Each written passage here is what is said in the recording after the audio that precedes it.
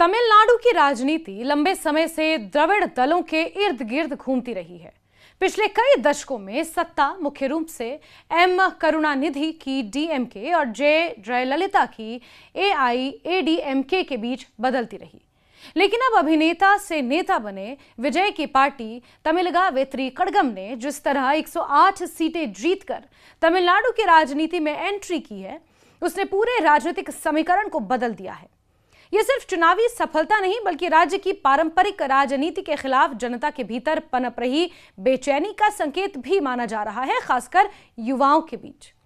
हालांकि टीवीके सबसे बड़ी पार्टी बनकर उभरी है, लेकिन 238 सदस्य विधानसभा में सरकार बनाने के लिए जरूरी 118 सीटों के आंकड़े से वो भी 10 सीट पीछे है। यही वजह है, यही बिंदु है जहां से तमिलनाडु की राजनीति में असली संघर्ष शुरू होता दिखाई देता है।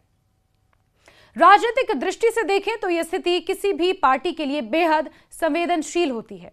सबसे बड़ी पार्टी होने के बावजूद अगर सरकार नहीं बन पाती तो जनता के बीच ये संदेश जाता है कि राजनीतिक ताकतें जनादेश को रोकने की कोशिश कर रही हैं। टीवीके इसी नैरेटिव को मजबूत करने की कोशिश कर रही है। विजय और उनकी पार्टी ये संदेश देना चाहती है कि जनता ने बदलाव के लिए वोट दिया है और पुरानी द्रविड़ पार्टियां मिलकर उस बदलाव को रोकना चाहती हैं।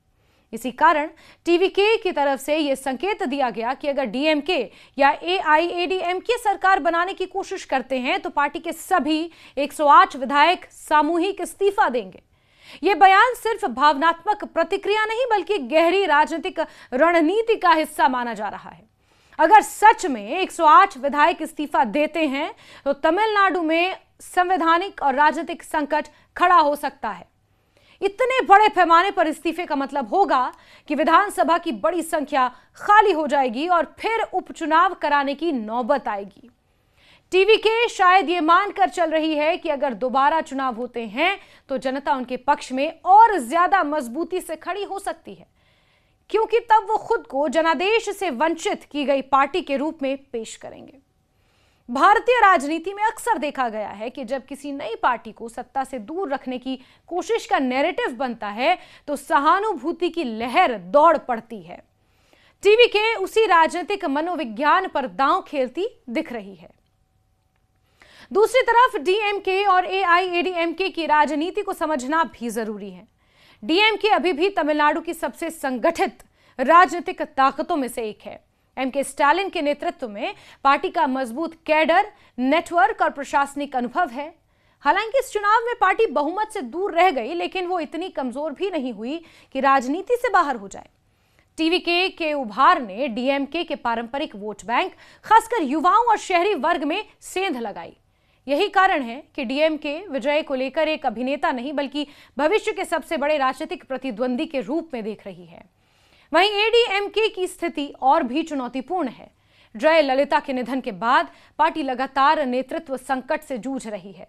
ऐसे में टीवीके का उभार सीधे तौर पर एआईएडीएमके के लिए खतरा है, क्योंकि विजय का करिश्मा और उनकी जनप्रिय छवि उस वोट बैंक को आकर्षित कर सकती है जो पहले एआईएडीएमके के साथ था। इसीलिए राजनीतिक रूप से यह संभव है कि डीएमके और एआईएडीएमके दोनों टीवीके को सत्ता से दूर रखने के लिए किसी प्रकार की रणनीतिक समझ विकसित करें, भले ही वैचारिक स्तर पर वो एक दूसरे के विरोधी हों।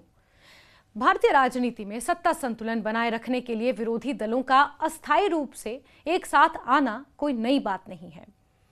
टीवीके द्वारा वाम दलों और अन्य क्षेत्रीय दलों से समर्थन मांगना भी महत्वपूर्ण राजनीतिक संकेत है।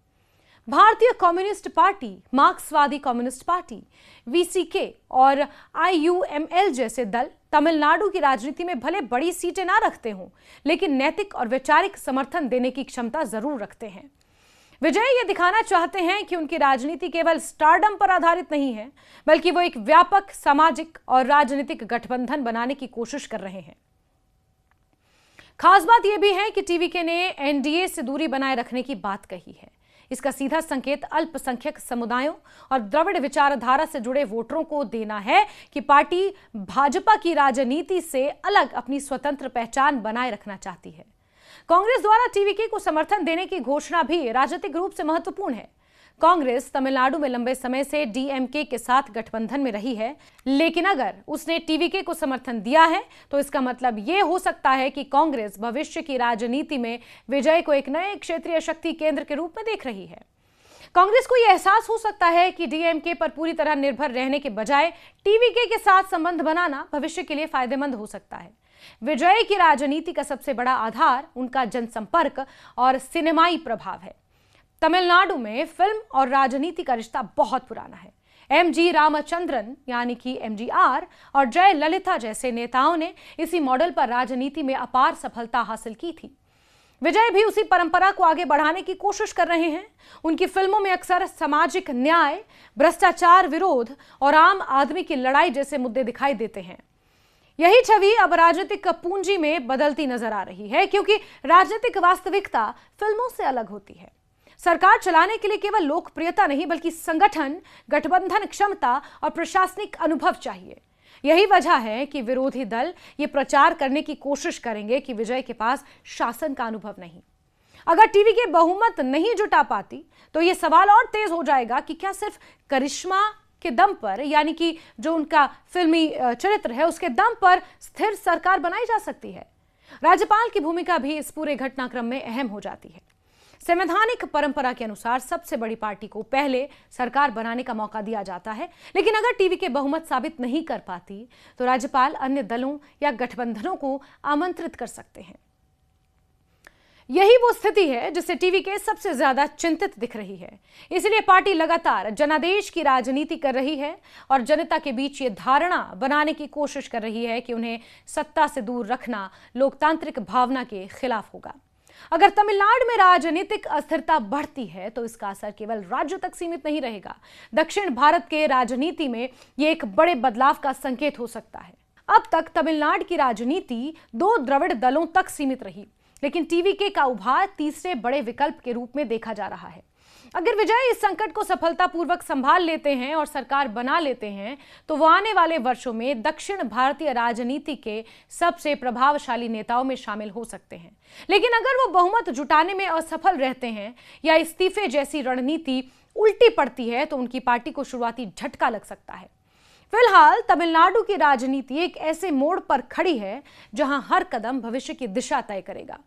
विजय जनता की भावनाओं और बदलाव की राजनीति पर दांव लगा रहे हैं, जबकि डीएमके और एआईएडीएमके अपने दशकों पुराने राजनीतिक अनुभव और संगठनात्मक ताकत के सहारे सत्ता संतुलन बनाए रखने की कोशिश कर रहे हैं। आने वाले दिन में यह तय होगा कि तमिलनाडु में वास्तव में नई राजनीतिक क्रांति शुरू हुई है या फिर पारंपरिक द्रविड़ राजनीति एक बार फिर खुद को बचाने में सफल रह पाई है।